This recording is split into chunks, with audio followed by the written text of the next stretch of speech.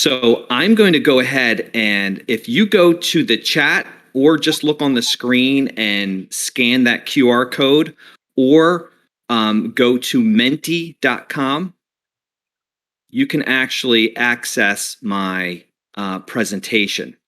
Okay, the code is 69447793. It's up at the top of every one of my slides. So I saw this being used at a webinar that I attended, actually about ungrading, and I thought it was really cool. I don't have the pro version, so there's not a lot to. I have two slides where we actually interact. So, but apparently you could do more. At the bottom of every slide, there should be not on this first slide, but on my content slides. There's a thumbs up, there's a heart, and there's also like a call out box where you can actually ask a question or comment on the slide, which is really cool. So there, like Chris said, this is very meta. We have a chat going in Discord for this, but we also have a chat that can go on to the presentation, and you can do this from your phone as well. So hopefully everyone is on to the presentation that can see. You can see it. So I'll just go ahead and then we'll finish up and just talk. So I'm not going to talk for long, but I wanted to put something together just to show some intention of what the topics that Chris and Nick wanted to discuss here today. So I'm assuming what Chris and Nick wanted me to do is to show how our ungrading movement is kind of a microcosm of the progressive education movement and how to expand and grow it. So one thing I do know about expanding and growing something is my involvement in the ungrading movement. And I actually changed the title of my slide based on Henry's discussion, which is, I think the title of this presentation should be Keeping the Lights On and the Future Open. And that's from Henry's quotation of James Baldwin, who says, "The moment we break with one another, the sea engulfs us and the lights go out." And Henry says in his speech, "Now more than ever, educators must live up to the challenge of keeping the fires of resistance burning with a feverish intensity. Only then will we be able to keep the lights on and the future open." So I stole from Henry here to say, how do we keep the lights on in the progressive education movement? Okay, so the first interactive slide, hopefully you can see this. Okay, it says, what word immediately comes to mind when you hear the term progressive education? So on your phone or on your web browser, you should see some options to put in some words. And supposedly when the words come in, we should actually have, a little word cloud being built from your responses. So, like I said, our word cloud is going to be a little feeble because we don't have a lot of responses, but you can see how this actually shows up your responses. I see freedom, liberation, student-centered, liberatory, iteration, agency, all good stuff when we think about progressive education. So what I'm going to do, and trust, that's a good one. I'm going to do is try to align these words with something that I do know about growing a movement, and that's with ungrading. Okay, community is a huge one, obviously too. Okay, so what I'm going to do is take progressive education and put it with ungrading, the movement of ungrading, and this is what I come up with. So ungrading is basically a movement based on the theory of connectivism, where we connect communities of practice that overlap and complement one another, interrogate one another, add to one another, and in this relationship that's going on. So really, communities of practice are our networks, right? We call them personal learning networks on Twitter, but this could be anything, right? All the relationships you have, all the collaboration you do, all the stuff that you're involved in that regulates your learning is a community of practice. And so, as we heard from Henry this morning, we are up against the challenge of being solitary educators, right? Alone on an island. And what we have to do is fight against that tide and keep the lights on of our community, keep the energy, the fire going. So what I call progressive education ungrading is basically, for me, what helps me understand this in a visual way is that it's a pulsating web of autonomous engagement, right? A pulsating web, meaning it expands and contracts based on my needs as a learner, based on my external circumstances, i.e., a pandemic. All of these things that go into our lives make that pulsating web fluctuate, vacillate, change. And I love that, because there are times when my engagement, even in this conference, is a beautiful example of this. There are avenues of engagement based on each learner. What do you want to get out of this? Do you want to just sit back and be a lurker? I love lurking. It's just basically being intentional in your observations. Or do you want to be an active participant? Or do you want to someday do it, someday don't? It's all of that pulsating web. And that's what I found with progressive education on grading. It can't be something that is stiff, brittle, non-flexive, right? I think of the brain, the plasticity of the brain. You can't have a progressive education movement, especially like on grading, without some plasticity. It has to move around, right? And so a lot of this moving around and pulsating web of engagement is based on how we connect with one another. And Chris mentioned this earlier.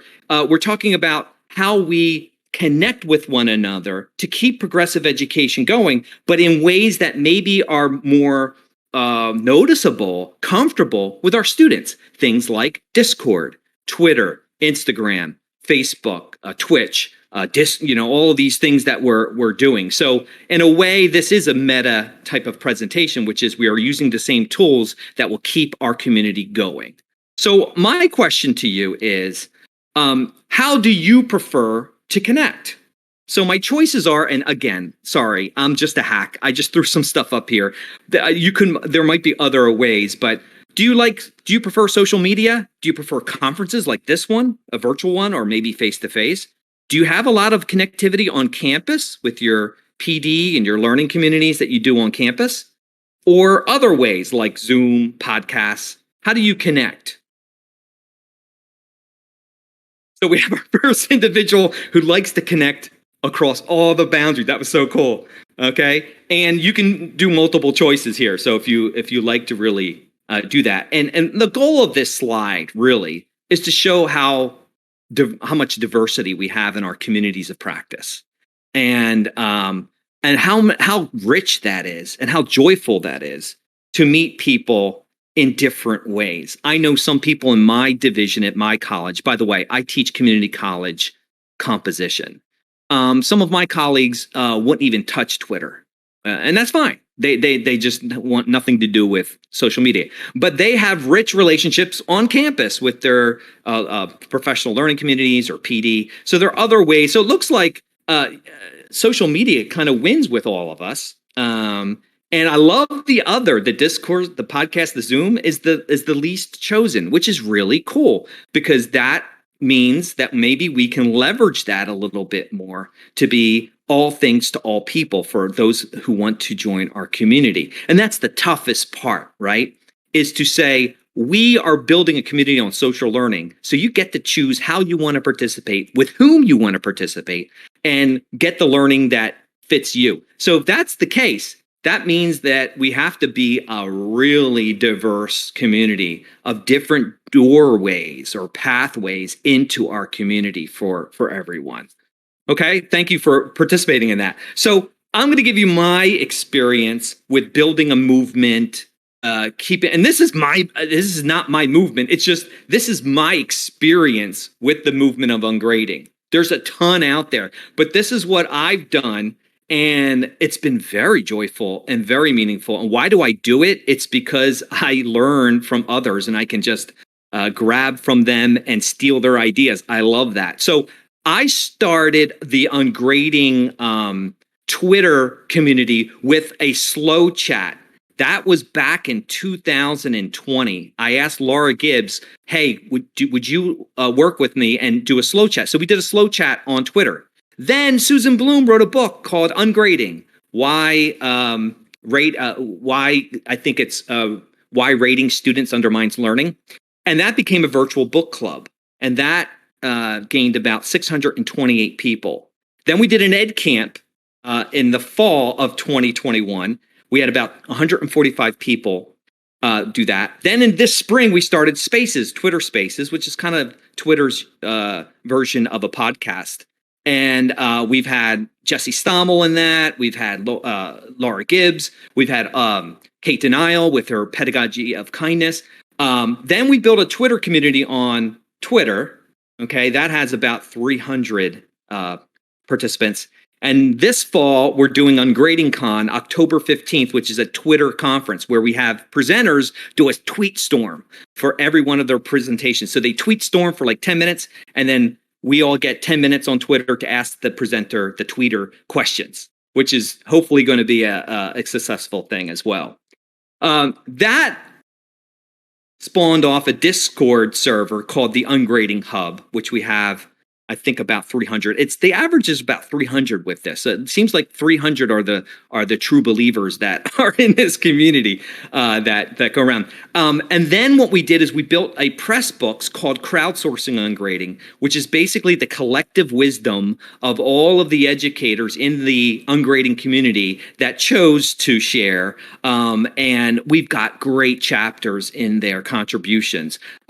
Great, teaching during a pandemic, how to ungrade when you have institutional requirements like a grade book, how to produce compassion in our ungrading. There's a lot of good stuff there. And actually using press books. I'm working on this now with my daughter to actually build a children's ungrading book with illustrations and everything, and possibly with a teaching manual. So that's kind of in the works, but we're trying to work on that. And finally, this fall, we're going to do Ungrading Office Hours, which is a support group on Zoom. Every month we're going to meet, and this is basically for all of us in ungrading to kind of share and ask questions and get help, kind of like a just-in-time training. So what was my point of this slide? My point of this slide is to say building a community, a progressive education community, takes a lot of work, but also there has to be that fluctuating, that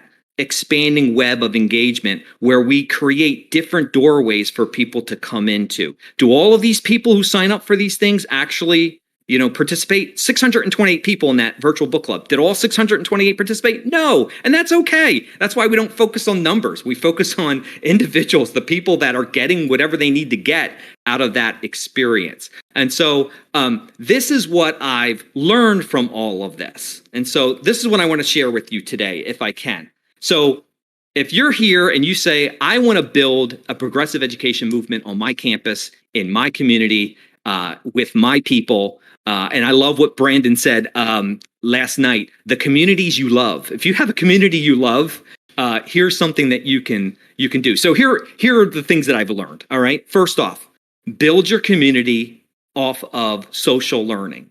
Give a lot of agency and autonomy where people can co-participate, cooperate, collaborate on their terms for their needs. And that's that expanding web. So they get what they get what they need, and that's it. And but be there for that, right? So learning is a social construct. I think progressive education is built on learning as a social construct, not a one-person expertise where one person fills the vessels of others and everyone thanks that person for his or her wisdom. We don't do that, right? So we share, we cooperate, we participate. Second, focus on praxis. And we talked a little bit about that with Henry this morning, which is the boots on the ground stuff. Provide a lot of learning through practice. This is where we get into the risk-taking, the troublemaking, the uncomfortableness that hopefully leads to joy. But the idea that you want to be agile in your professional learning. You want to get things from different things and places with people, and not just learning from an expert and their wisdom. Third, leverage that pulsating web of engagement. So make it multimodal, just like this conference. You can focus on the Zoom, on Discord. You can do their website where they watch, the YouTube videos. Make it multimodal with open doors so people can come in and leave at their leisure. And that is huge because that takes a lot of tolerance for ambiguity, because some people will show up, Some people won't. I've had events in ungrading where only a few people show up, and then I've had events where a ton of people show up, and that is all good. It's all good because those open doors are there. We're breaking down the boundaries. Build an environment that's filled with support and sharing. That's when you can discover connections and the overlap between. That's connectivism, right? It's where you see the overlaps of ideas, concepts, experiences, and that's all this beautiful thing of sharing. It's not competition, right? A flower does not bloom in competition. It just blooms. And so what we want to do is create those conditions for where our community can grow. And that being said, if you're going to get the soil, you got to fertilize it with heavy doses of curiosity, compassion, empathy, grace, and kindness. And I think that is, and of course, energy. You got to have passion, right? Passion and energy covers a multitude of sins. So when you are passionate about something, as you know, when you teach, it's infectious. So this community of ungrading, I have found to be the most compassionate group of learners that I've ever been a part of. The ability to share, the willingness to ask the tough questions, not judgment free, all of that. So, and these are if you look at these ideas for growth, I'm trying to do all 5 of these in my own classroom. And so I'm trying to put progressive education, I call this eating my own dog food. If I'm going to feed it to my students, I better be willing to eat it as well. And I'd rather eat this dog food than standardized curriculum and exams and all that. Even if I have to do it, like Henry was talking about this, even if you're forced to abide by these standardized curriculums, you can still be creatively divergent in what you're doing and still be protected. Think about asking students to reflect. Think about asking students to respond to those standardized exams. How do they feel? And this idea of bringing the humanity back into these environments. I guess that's what we're saying. And finally, what's the challenge for growing and creating the progressive ed movement, something like ungrading? It's really a challenge, or it could be an opportunity. And these are the 2 things that grate on me every day. I'm asking the questions. Is it sustainable, and is it relevant? Does it remain relevant? So I guess the question we have is, how do we sustain our venture into progressive education and make it relevant to all participants and learners? And that's the key. So the ungrading movement that I've been involved in has been around since 2019, 2020. And that idea. Is it sustainable? Is it still relevant? That's the question I have. So like for this fall, I came up, with the idea of ungrading office hours. Maybe we can get together and talk. So there's all this constant experimenting. And again, high tolerance for failure, high tolerance for ambiguity. Some things aren't going to work. Some things are bombs, but that's okay. That's how we learn. So it's that ability to kind of, see the good in everything, or see the potential in everything that you do. So those are just my experiences. That took me about 20 minutes to do. So I'd like to just open it up if you want to unmute yourself, or ask a question, or give a comment. Don't ask a question. I don't have the answers, but make a comment on anything that I just mentioned in this. And hopefully you got the presentation. What I'm going to do now is put the presentation into the chat. So I think if I share it, I can actually share with the results of our little polls as well. So I'm going to do that right now. Okay. And the chat was going on. This is good. Okay. So I'm going to put that in right now. That's the link to the presentation with our word cloud and our little things. And sorry to interrupt, but really quickly, the way that you can access the chat if you joined in a little bit late is on Discord. It's a little hidden. You want to highlight your mouse cursor over top of the voice channel, and you'll see a little chat bubble icon that will take you into the chat. Or just go to the upper right and hit the little chat bubble icon, and you'll see the chat pop up for this channel on the right side. So I think we could turn this Discord into, just a chat room, like a mini. So if you want to ask a question, or just respond to something that I was going over, that's my brief discussion of what I think. And I'm not a progressive education expert, obviously, but I'm learning so much from these experiences from this Human Restoration Project conference. So I do have one thing. It's not really a question. It's more just a comment in general that I see connections with. Uh, and it was in Dr. Giroux's keynote, and elements of it came up in Dr. Jones's keynote of teachers as creators and students as creators. I think often uh, pedagogically, most folks in these types of spaces are used to students doing projects and doing cool things and curating their work and putting it on display. And that opens up the doors then for educators to do the same. In the way that you're doing your work and building communities online, but also like educators as YouTubers, educators as Twitch streamers, or organizing Discord communities and doing this type of work and kind of educating yourself on how do you use kind of modern tools where people are at, especially young people, to spread these ideas. Like, how cool would it be to have a server like this where you had, 100, 500, 1,000 young people on it discussing reimagining education and reimagining society and building a better world together. Because, as you probably all know, young people are on Discord. I use Discord in my class, and practically everyone knew what I was talking about and how to use it. And meeting them in those spaces is really powerful. yeah, I had a discussion. Keith Mathias is on this. He's my colleague from Maryland, and Keith and I are always talking about Discord. And Keith mentioned that idea that his gaming world is merging with his student world, and that's so like wow. So yeah, I've had students that join my Discord and I have to ask them, could you please go into your profile, change your name for just this server so we know we can identify because they have some funky usernames, which is pretty cool. But I've used Discord in my courses for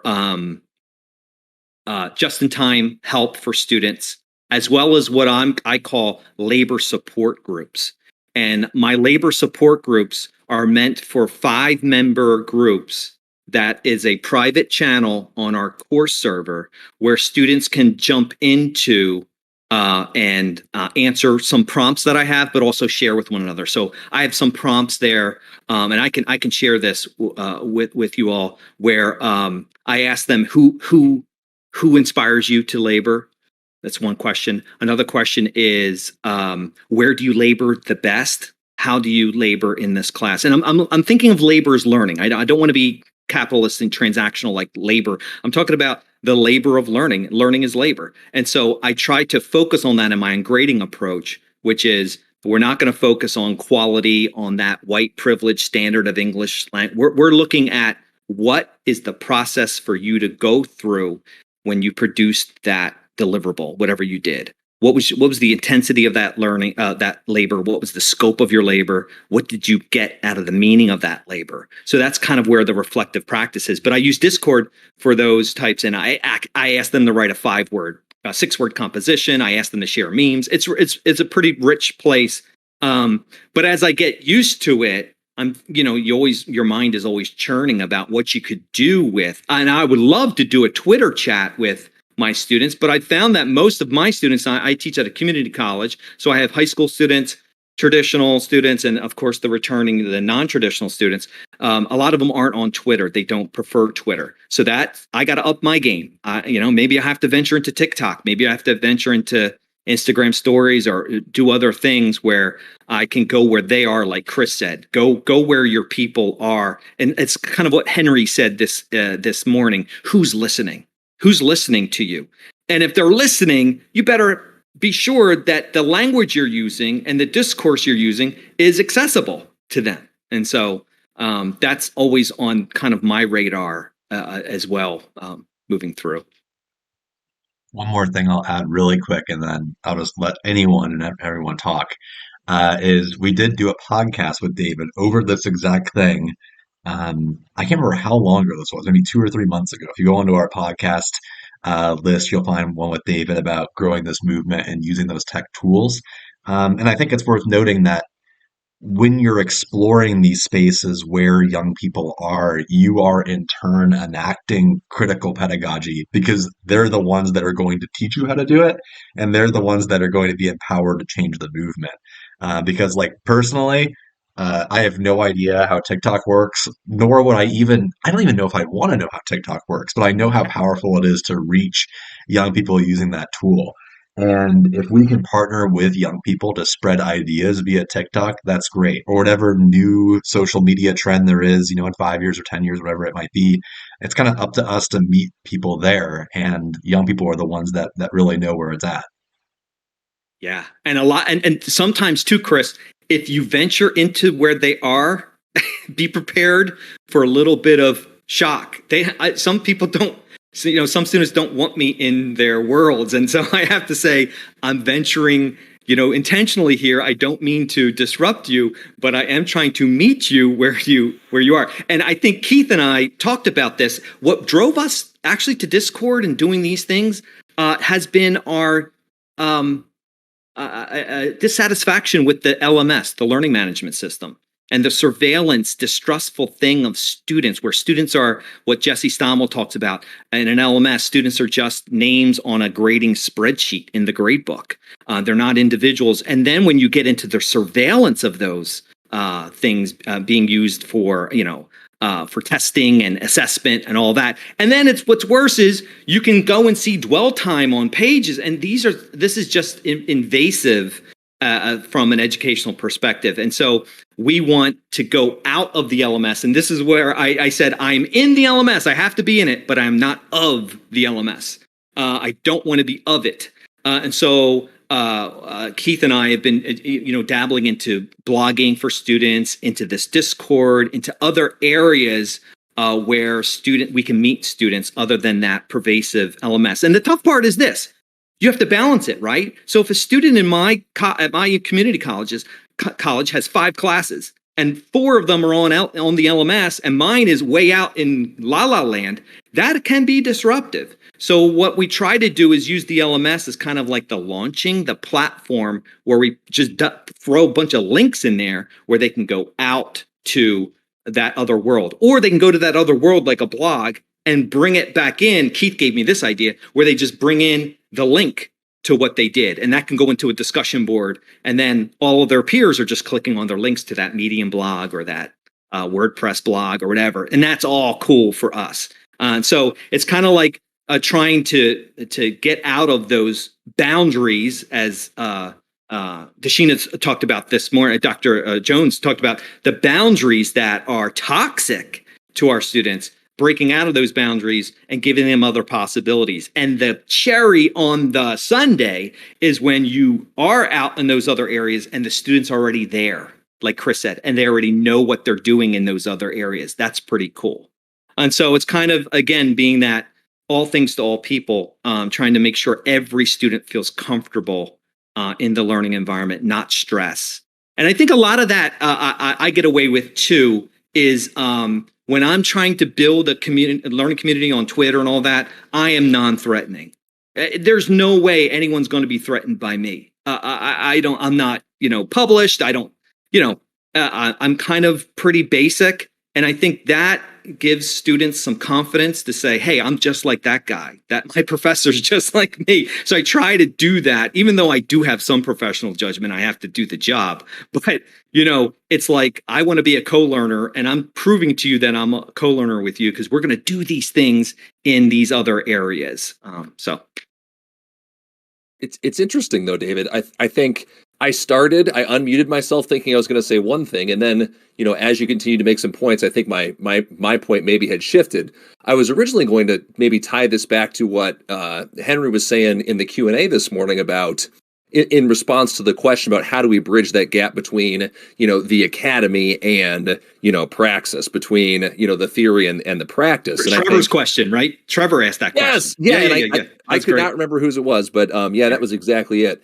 And because I think this ties a lot to it as well. I mean, Henry Drew can be somebody who can publish an academic article, and because he's got a decades long career and he's at the top of his game, it's going to get a lot of views. But it's also the case too of, an avenue like this conference can actually then port him into places where he might not otherwise be. So, whether it's participating with this audience on Zoom or after this week when we just make those videos available to the public on YouTube, you can go find Henry Drew's content on YouTube, but here's one, right, with a particular audience in mind and in a kind of a different format that then people are used to seeing him in too. So yeah, it is about spaces like this that are really inhabiting a new niche for not just for organization, but for these academic kind of conferences and concepts too.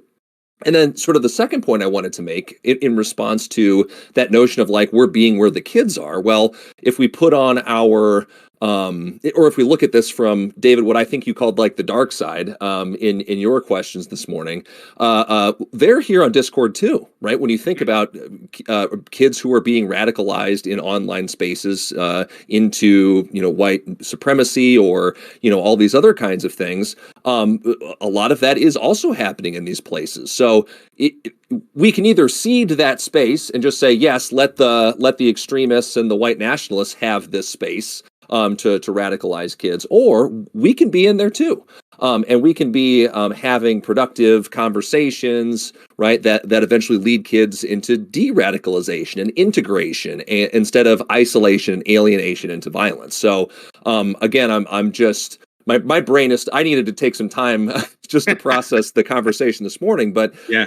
It really is what Dr. Drew was saying with the stakes are high, and it's not just that Discord is a useful tool for the reasons you highlighted, David, in the sense that, right, it emphasizes the social learning, learning through practice, all those key points, but also, right, being where kids are can actually help. What am I trying to say here? Like stop them from going down the dark side too. So. Sure. And it's like what Henry said. It's informing them so that they can be agents in the worlds that they find themselves in and be critiques of those worlds. Reading the word and the world, kind of like Paulo Freire says. It's that idea of giving them and for me, it's easy, Nick, because I'm in English, so we do elements of rhetoric. And I always say, anything you read, they're working on you. Someone's working on you, whether to get you to believe something or to do something, whatever. And we do advertisements and stuff. But what you said, Nick, is so important, which is, wouldn't it be great to go to JSTOR and instead of seeing an academic journal, see a video essay version of that academic journal?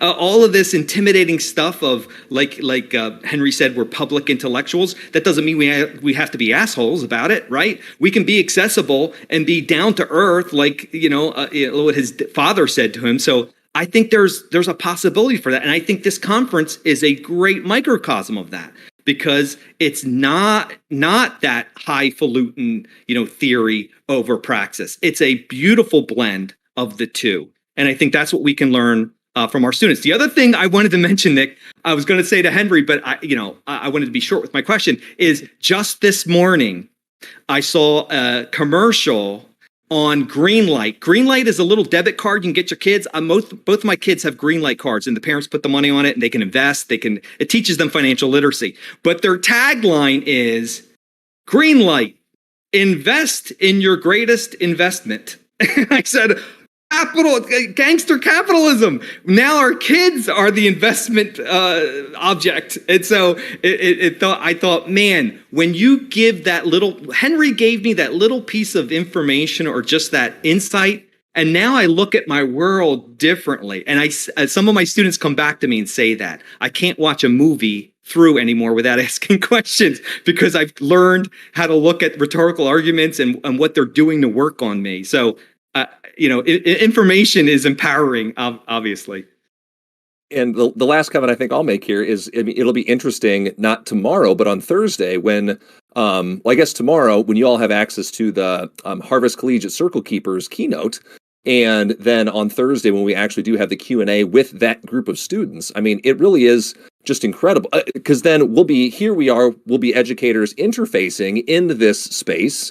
and on Zoom as well about the work that students are doing, that is student focused and student centered work, but then actually letting them lead the Q&A on Thursday. And right, here's a group of kids who is exactly leading the kind of work that Denisha talks about in her keynote, that Giroux talked about in his keynote as well. And here we are then, the very last day of the conference, we'll be seeing how we what that actually looks like for students in practice. So I think on Thursday it'll be a real treat to kind of end the last day of the conference with that live Q&A. Will be something else. That's awesome, Nick. And you just identified a gap, a weakness, and ignorance in my presentation, which is always include the student voice. Always do that. And I've always said, and what you're doing is awesome. One of the most watched sessions of our virtual book club was when we invited 4 students onto the panel to talk about their experiences with ungrading. Holy smokes, it was just fabulous. And so much of what we do and talk about, especially in that theory part of our worlds, it doesn't include students and what they think and what's working. And I love that always including students is an important feature of anything that's going to be successful in progressive education. At least, what I think is, and so that's a beautiful addition. I really like that.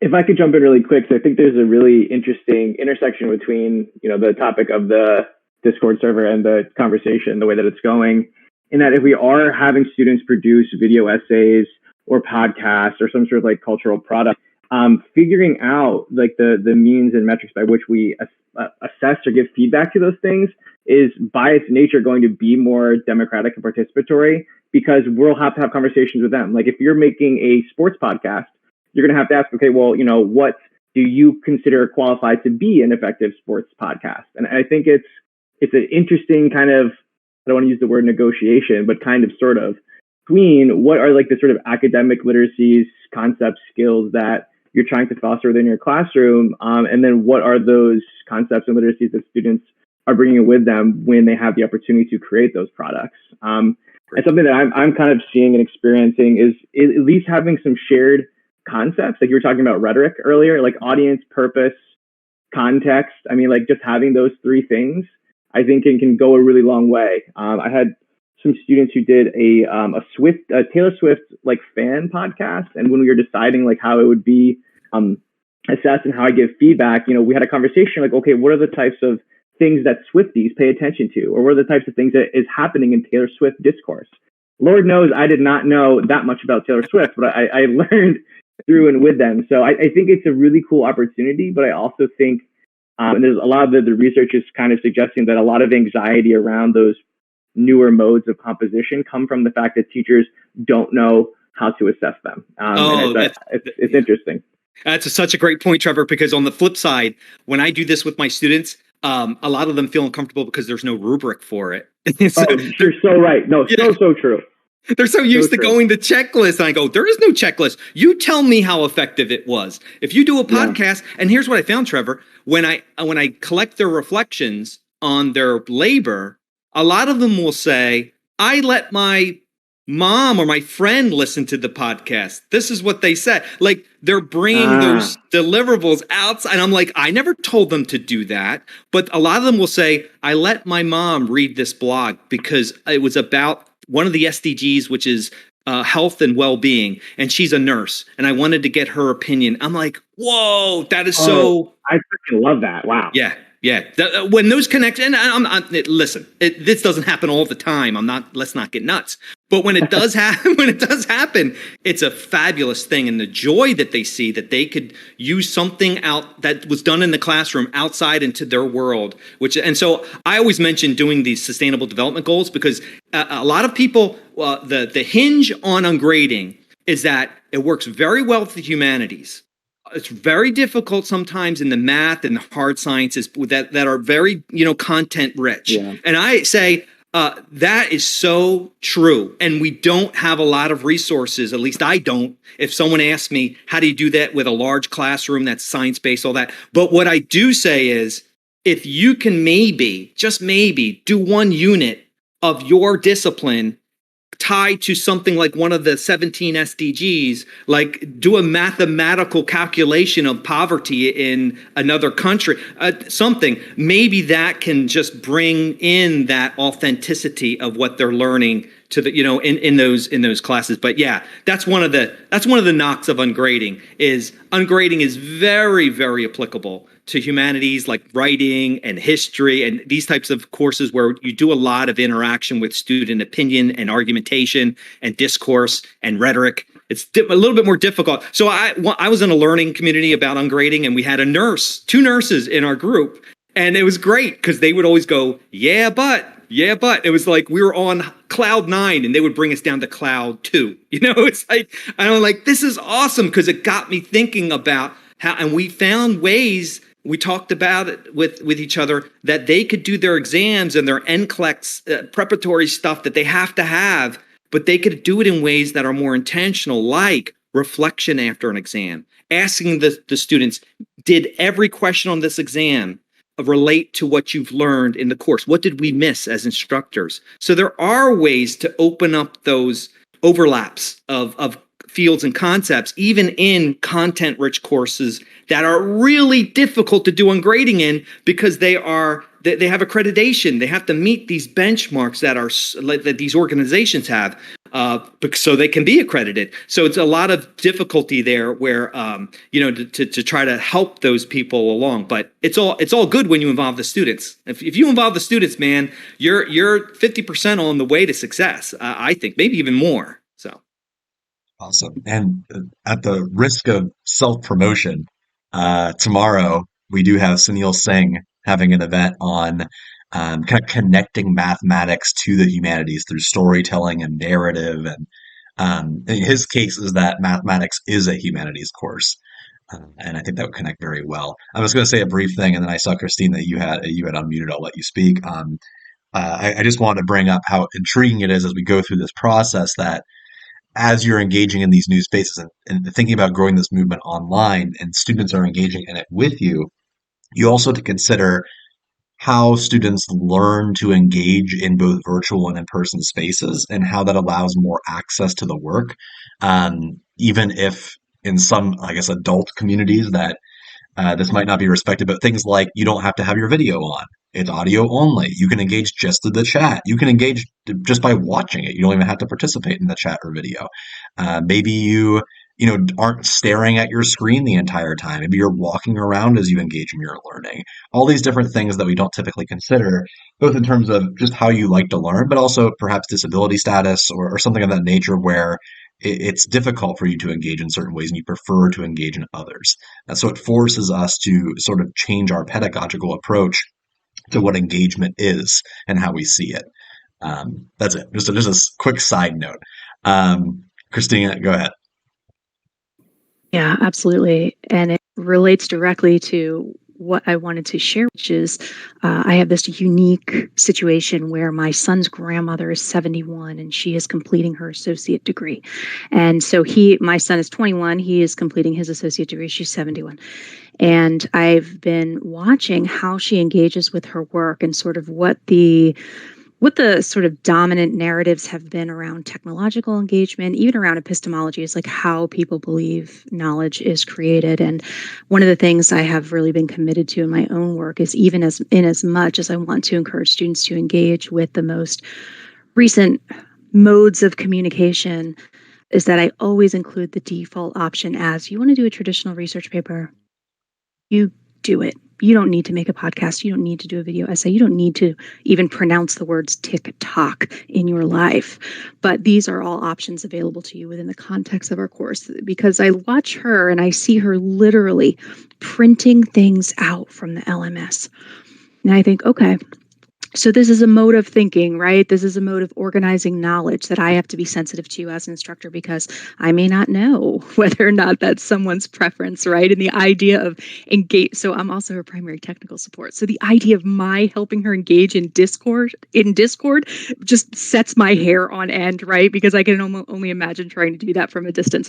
So the idea of including the student voice is so resonant with me as I'm hearing you all talk about that. So thank you for that. I just wanted to share what it's like like for a 71-year-old to try to navigate these spaces. Oh, that's great, Christine. I had a 68-year-old in one of my courses, and very recently, where we do Discord, his course was totally different. I said, I'll call him John. I said, John, you don't have to. I never saw him on Discord, but he wanted to. He didn't blog, but he gave me everything in Word files, Christine, and there were Word files, and I said, absolutely, John. I gave him the feedback and everything. He would actually use the LMS tool to email everyone in the course his projects. And it was just great. And that is so true. To be flexible enough to say, yeah, you can do the comfortable thing. It's okay. You don't have to be out there with us. So yeah, I love that point. It's a good point.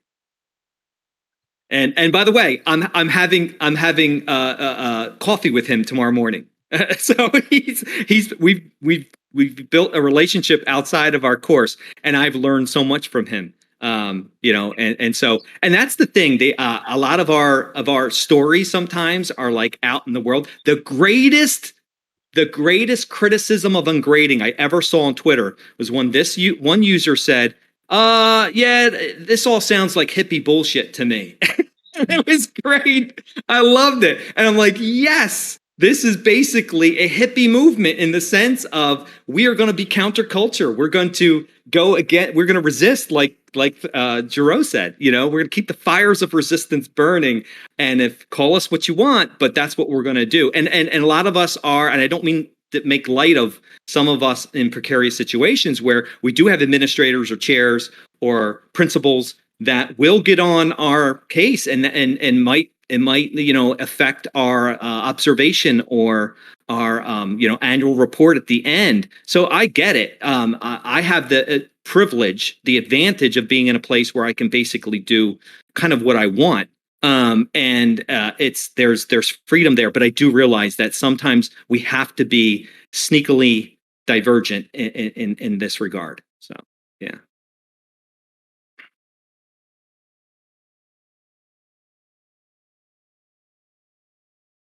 I'm not, Chris, I'm not seeing the chat, but if there's anything in the chat that you want to. Yeah. So there's a lot going on. Where to start? I see that. Jeez. Where to start?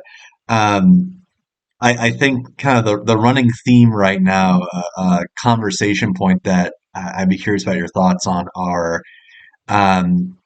meeting students where they're at, but also ensuring that we don't maybe tokenize the use of ed tech. I was just saying, I think about all of the different ed tech companies that are attempting to replicate authentic experience while simultaneously including tools of compliance. Like there are so many different interesting tech tools that look cool on paper to teachers, but in practice are just a twist on traditional education. And kids see right through that. They don't want to do that. And it's just an extra step where it's like, would I rather write a discussion post that's 3 sentences long? Or now I have to like record myself and then like attach emoji stuff. Like I don't want to do that. I just want to get through the assignment versus doing something that's more authentic that that matters to me. And really that comes down to what you were saying before about student voice. Yeah. I think that goes with what Christine just said, right? Some students, I had one student just recently, a semester ago, said to me, I appreciate what you're doing, David, but I just need to get the credits in this class. I'm not interested in blogging. I don't want to, and I said, absolutely, do what you need to do. But to get to we do have learning objectives that we kind of, learning targets, but however you reach those targets, could you just try to do something and reflect on it? He turned out to be, believe it or not, one of the most authentic writers in my course. He was a contrarian, but I did not go against that. I actually said, "Oh, you're a contrarian? Wonderful. How does this work?" Like he was pretty critical of me, and I went back and just said, "Oh man, that I love your insight, man. I mean, could you tell me how you would approach this?" And it turned into kind of like, he was begrudgingly doing the work, but I don't want that kind of a relationship, right? We don't want someone surviving the experience. We want them to thrive in the experience, but that happens. that happens. Some of my students will say, I have zero motivation for this course. And I said, okay, so this course probably will be on the last of your list. Focus on what you're doing, but come back here with, when you're done and give me what your best is at that moment, but that's the flexibility that this progressive education, I think, gives us. We're not beholden to, but you have to have so many check marks on this to get this grade. And so instead of, saying to them, your learning is going to be quantified by all of these assignments. And that's one of the things I've been, and Laura Gibbs has been helping me with this, is the word counts of, well, if the word count isn't huge on this blog post, and that meant they didn't go into depth. That is so wrong. There's something beautiful in condensation, in succinct writing, where you can say a lot in 100 words. And I remember what Laura does a lot of 100-word stories and things in her mythology classes. And I'm giving some activities learning or an invitation. I'm trying to call them invitations. I'm trying to say, I'm not assigning anything to you. I'm inviting you into this activity. And it's like semantics, but I'm asking them, could you do this one thing in our course in only 100 words or 6 words? And it's hilarious what we find ourselves with, saying it's not rigorous unless it's this many words, or it's not rigorous unless it has these many questions on the exam. And that's all BS, as we know. Yeah, and I think that as we kind of close out here and consider how we can meet young people where they're at, how we can grow the movement, electronic spaces, how that carries over into our pedagogy and practice. It's interesting to note that a running theme that keeps coming up is the use of educational technology as something that transforms pedagogy as opposed to something that transforms methods of delivery. And there's not very many ed tech tools out there that do change pedagogical practice. So we have to be hyper vigilant in questioning ourselves when we adopt these things, because oftentimes they end up just being more things for kids to do as opposed to something that's actually meaningful. So, David, do you have any closing thoughts here in the last few minutes as we wrap up our session? Just that I think coming out of this conference with Human Restoration Project is that I think we're learning, all of us here are learning the tools to grow our own movements in the worlds in which we find ourselves. I think that's a possibility. Each of us can be a starter, a person who lights the fire, brings the kindling, brings the matches, light that flame, and see if it burns. And I think we're all there responsible for that. I think it's easy to say, I'm going to sit back and let these guys, I'm going to let Chris and Nick do their thing over there, and I'm just going to leech off of that. That's fine, but that doesn't mean we don't have the ability and possibility to be progressive educator starters, or this idea of building a fire, a community where we are. So I think communities can grow wherever the soil is right for it. For sure, for sure. And thank you again, David, for sharing and seriously, like, try it out, see what happens. We're all just people. We don't have any special like special secrets that we're keeping from all of you. You can figure these things out. We're more than happy to assist you with it. And at the end of the day, we're growing this movement very much grassroots. I mean, David's one person has done all those things. I'm sure alongside other people, but he is the organizer. And the conference and Human Restoration Project is ostensibly Nick and I, plus a few volunteers that help us out. So being able to just put yourself out there and try it and see what happens, and even if it doesn't work, hey, you learn something. That's what we want to model in the classroom, is normalizing failure. Because there are a lot of ideas that don't work, but then you just don't do that thing again, and then you try something else, and you just go from there. So David, we appreciate you being here again. A recording of the session will be made available. I apologize in advance for people watching this recording because I had to figure out how to do it on the fly, so you'll see my emails pop up, but nothing weird. Don't worry. All right. See y'all soon later. Have a good one, everybody. You Take can care. leave the call Thanks, by you. David. the